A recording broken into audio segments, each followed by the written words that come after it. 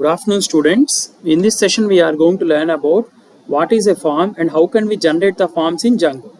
Forms can be implemented by using models and without models. So what is a form in a Django? So forms are very important for developing a web application.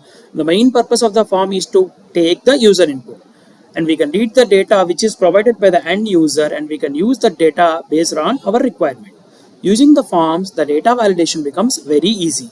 If at all we are not going to use the models, then clean underscore data dictionary contains the end user provided information in forms. Now I quickly open my Visual Studio Code. So here I am going to open my forms.py file. In forms.py file, I have created a class called student form to accept the information from the end user with the two fields name and marks. These two fields are updated in input.html file. Now, in views.py file, I have created a method called student underscore input underscore view, which is called in urs.py file. Now, I am going to use a method called post method so that the value which is provided by the user was posted in the console.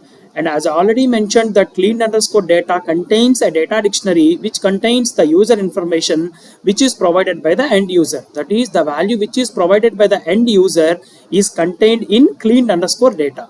So this is views.py file. In views.py file, I am going to call that input.html file. Now, in input.html file, I have written a message called thanks for information, and I ask the user to enter the student marks. If at all the marks was submitted, it will again ask enter the next student marks. Likewise, all the marks are submitted in the form.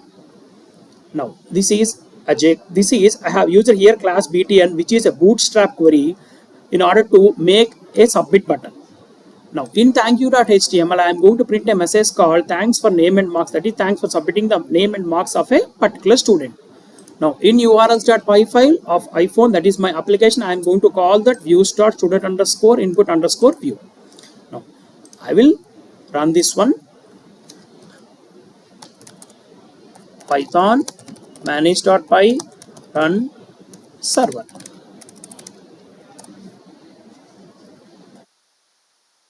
Yes, the server was started. I am going to click this one, and it will ask about student mark submission form. Let me take my marks are 100, and I am going to submit another marks. Here you can clearly see that thanks for information. That is, the page will stay in that page only. The not like validating or not like navigating to servlets and JSP to another page. So this is a Django form, so it will stay in this page only. So let me take another value also. Let me take another value, and this one is the final value. Now the marks are submitted.